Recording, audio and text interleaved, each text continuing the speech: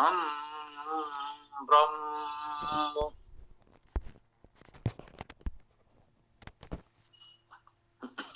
ओम यजुर्वेद अध्याय 35 मंत्र 21।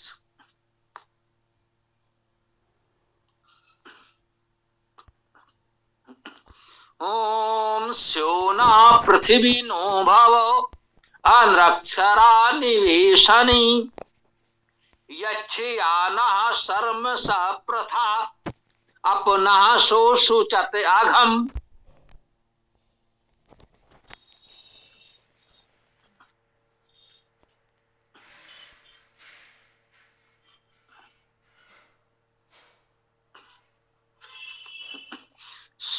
स्योना सुख कर, स्योन धातु है, इसका अर्थ है सुख होना, सुख देना।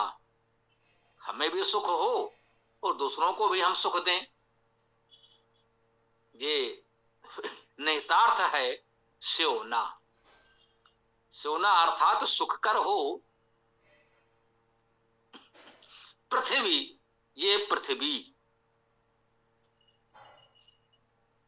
इस पृथ्वी के स्वरूप को देखते हुए इसे संबोधन मान ले तो भी कोई बात नहीं। हे पृथ्वी, स्योना नो भव, नो अर्थात हमारे लिए, भव हो। हे पृथ्वी हमारे लिए सुखकर हो, या ऐसा भी कह सकते हैं पृथ्वी हमारे लिए सुखकर हो। दोनों अर्थ में कोई अंतर नहीं है। स्योना पृथ्वी नो भव अनरक्षरा, अनरक्षरा, अन उपसर्ग है, नहीं के अर्थ में होता है। ऋक्ष धातु का अर्थ है मार डालना, दुख देना, हिंसा करना, ऋक्ष।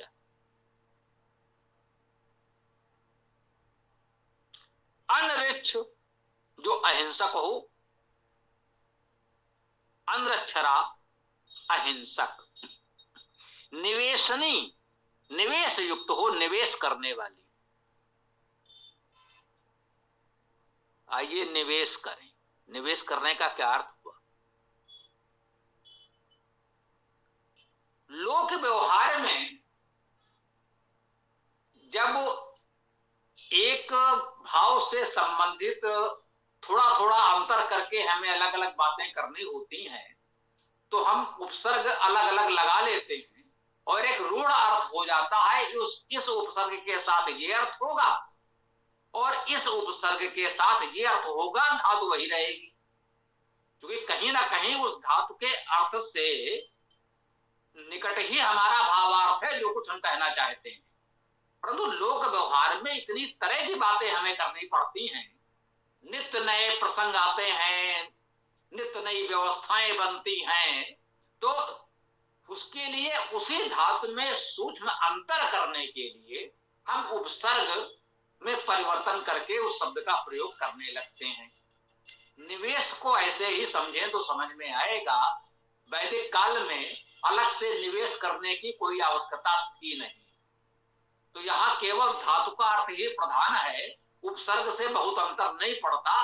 ये जान लें कि जब हम वेद की बात कर रहे होंगे तो उपसर्ग केवल धातु अर्थ को विशेषता देते हैं, बल देते हैं।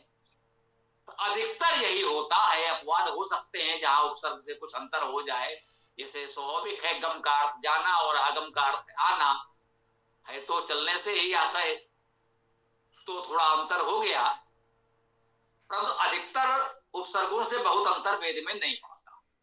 तो यहां पर शब्द आया निवेशनी।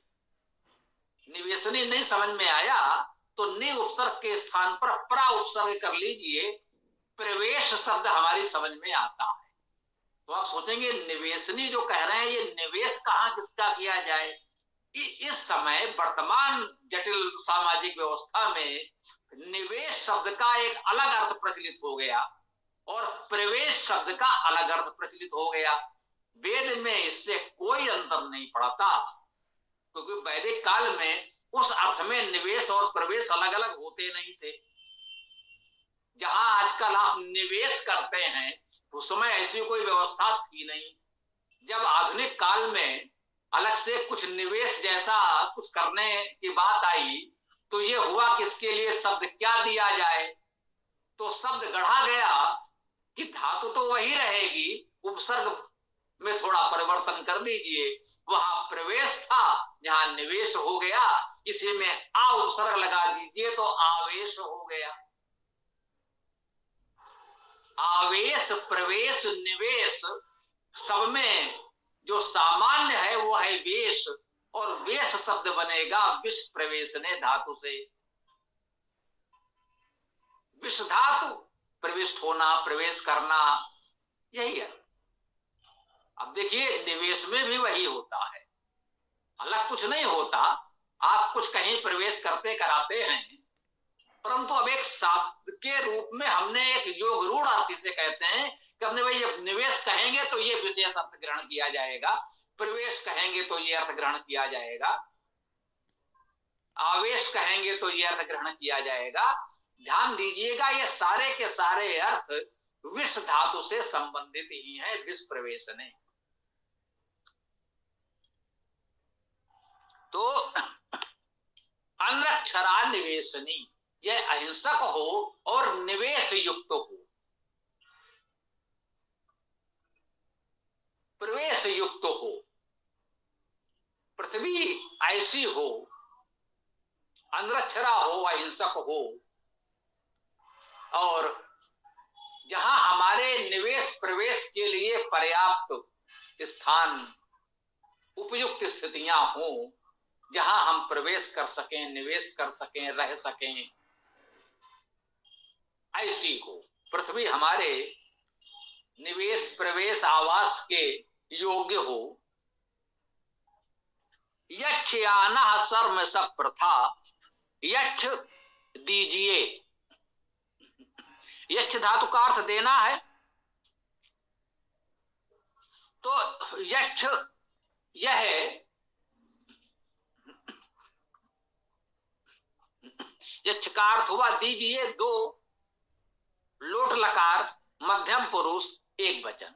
हाँ, चूंकि हम लोग व्याकरण भी पढ़ रहे हैं, पहले इतना सामान्यता नहीं बोलते थे, बताते थे, उसकी खैर आवश्यकता बहुत नहीं है। यक्ष धातु का अर्थ देना है और यक्ष का अर्थ है दीजिए। आ उपसर्ग है,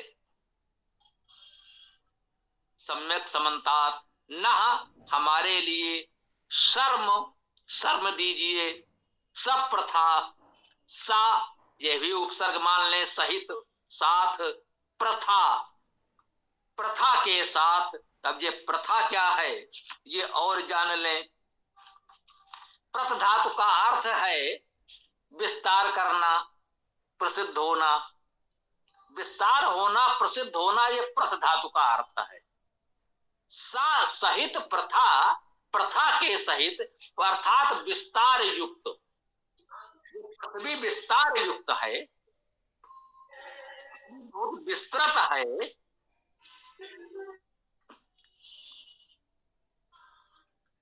तो पृथ्वी इतनी विस्तृत हो कि हम अपना जीवन यापन सरलता से कर सकें, पृथ्वी इतनी विस्तृत है हमारे लिए।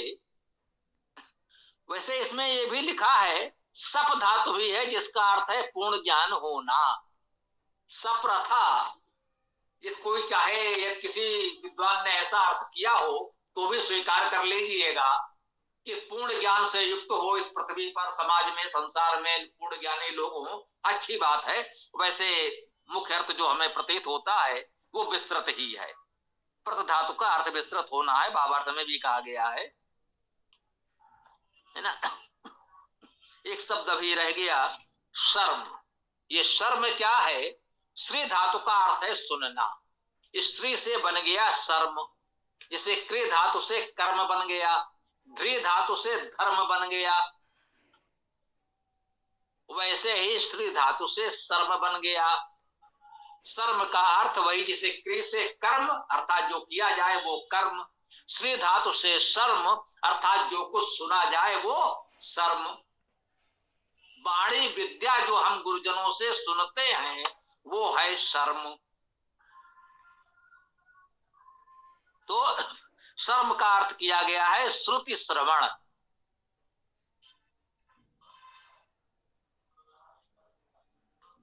यक्ष आना शर्म सब प्रथा, कह सकते हैं, कह रहे हैं कि न हमारे लिए सब प्रथा विस्तार युक्त शर्म वाणी विद्या आयक्ष सम्यक समन्तात प्रदान करें।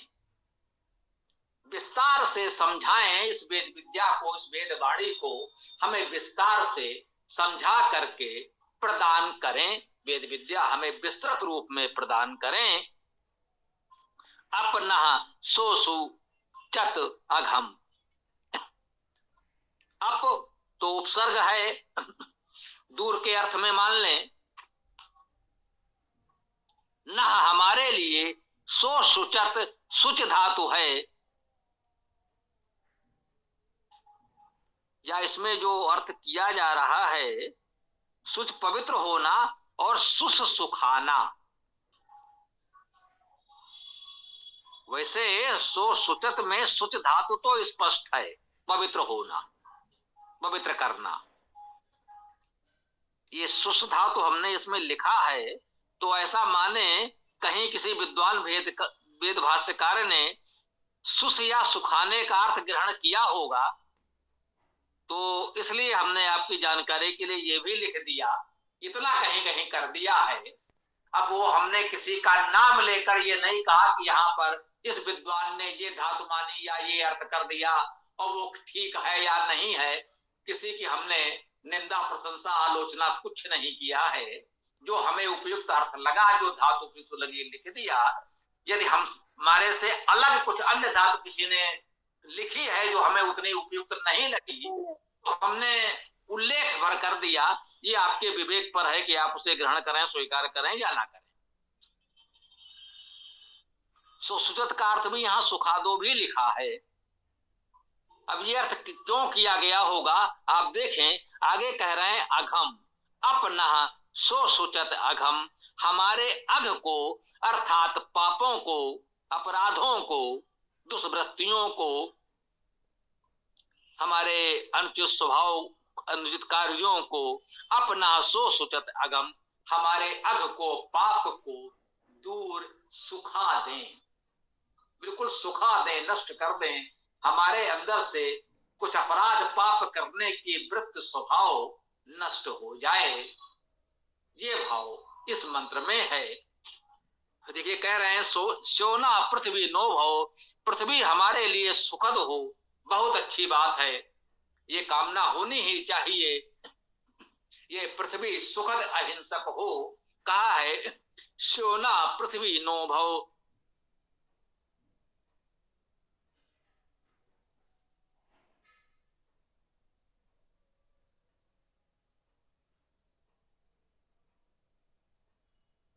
प्रदान करें। यक्ष आना शर्म सब प्रथा, हमारे लिए विस्तृत वेद वाणी प्रदान करें। और अप न सो सुचत अघम, जो हमारे अघ पाप दुष्वृत्तियां हैं उन्हें दूर सुखा दीजिए। तो इस मंत्र की चर्चा को हम यहाँ विराम देते हैं। आप लोग कोई प्रश्न विचार आदि हो तो रख सकते हैं। ओम खम ब्रह्म।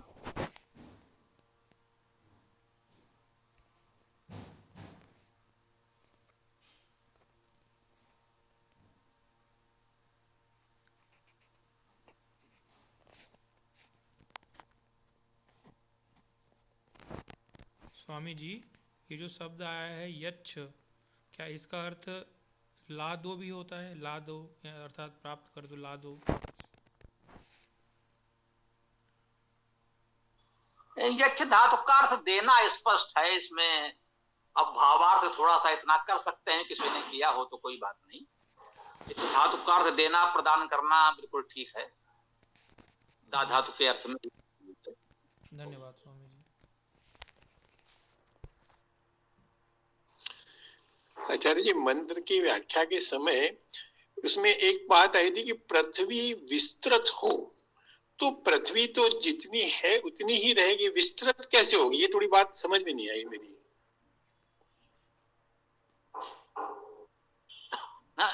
ये बात तो आपकी ठीक है, स्योना पृथ्वी नो भव अनक्षरा निवेशनी, यक्षयाना सर्म सब प्रथा अपना सो सुचत अघम।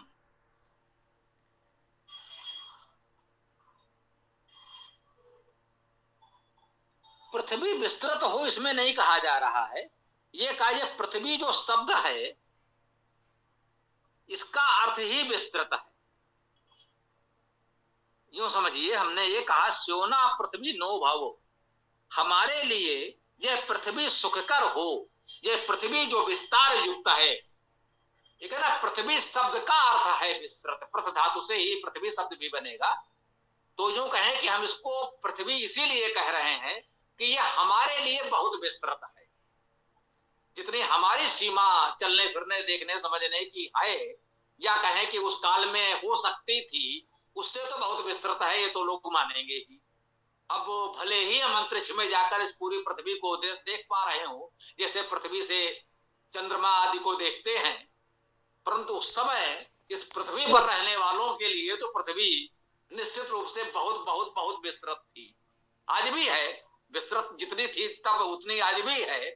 बस इतना ही कह सकते हैं कि संपूर्ण अंतरिक्ष को देखते हुए भले ही किसी को छोटी लगने लगी हो, परंतु ये पृथ्वी विस्तृत है, और इस विस्तार को देखते हुए ही इसको हमने पृथ्वी नाम भी दिया। इसे अन्य नामों से भी जाना जाता होगा, परंतु पृथ्वी नाम इसको हमने इसीलिए दिया कि यह विस्तृत है, ठीक है ना। स्योना पृथ्वी नो भव, ये पृथ्वी हमारे लिए विस्तृत, स्योना सुखकर हो, ये कहा जा रहा है। ओम। ठीक आचार्य जी, बहुत बहुत धन्यवाद।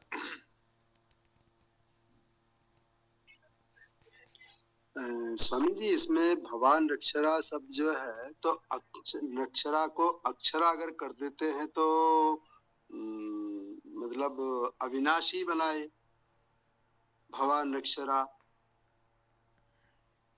ऐसे भी ले सकते हैं क्या इसको? अक्षरा कैसे कर सकते हैं, कोई हमको बताए।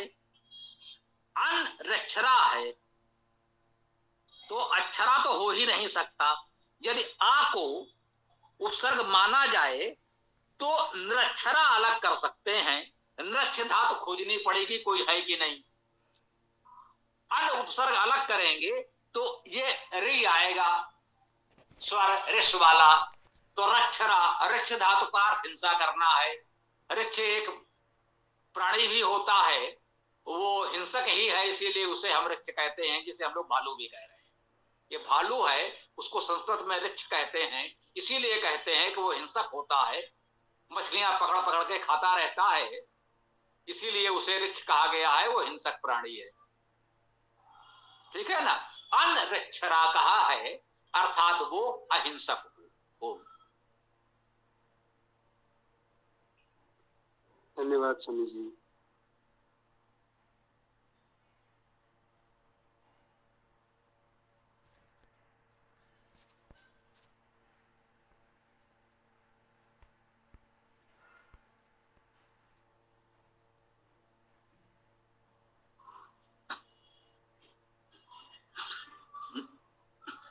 इसमें अक्षरा अर्थ किसी ने किया है क्या, ये थोड़ा मुझे जिज्ञासा हुई कि आपने बोला है, कहीं आपने पढ़ा होगा संभवतः तभी कहा है।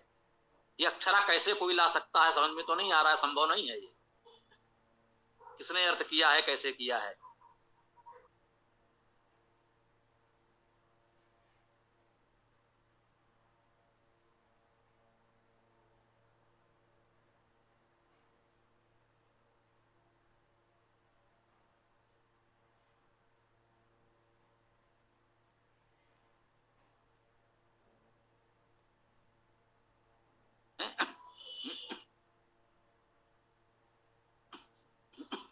ठीक है ऋषि, देख लें, कोई जानकारी हो बताना चाहें तो बता सकते हैं कि ये अक्षरा अर्थ किसने कैसे करा है। किसी और का कोई प्रश्न विचार हो तो रख सकते हैं, या फिर समापन किया जाए।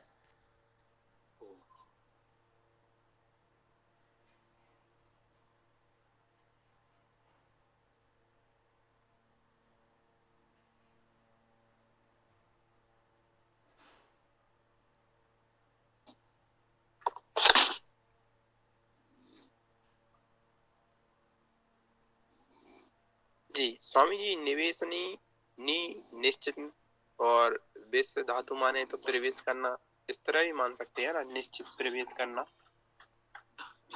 हाँ, यही तो अर्थ है। वही तो हमने कहा, प्रवेश, निवेश, आवेश, संवेश। वही तो हमने कहा, उपसर्ग में परिवर्तन हो रहा है, धातु वही है, वही तो हमने बताया ही था। वही है, नहीं उपसर्ग है, और विष धातु से वेश बन गया तो निवेश हो गया। ठीक है स्वामी जी, इस मंत्र में भी ग्लोबल वार्मिंग और अहिंसा, ये दो चीज़ों पर ध्यान दिया गया है, ऐसा मुझको आभास हो रहा है स्वामी जी।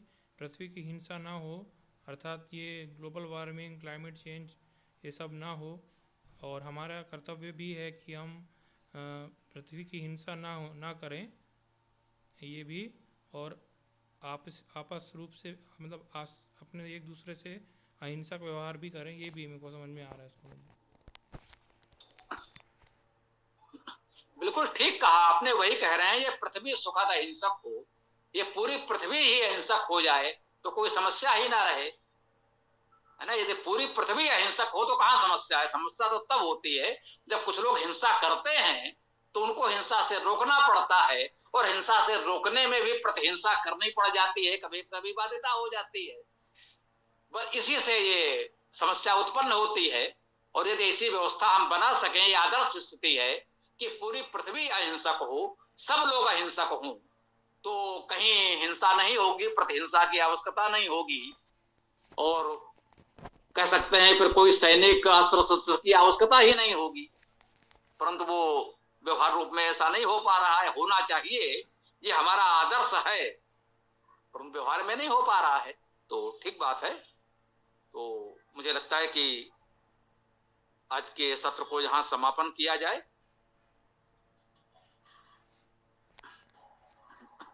तो ठीक है, कल सायंकाल इस वेद कक्षा में हम लोग पुनः मिलते हैं। ओम स्वस्ति, ओम नमस्ते, ओम खम ब्रह्म, ओम खम ब्रह्म, ओम खम ब्रह्म।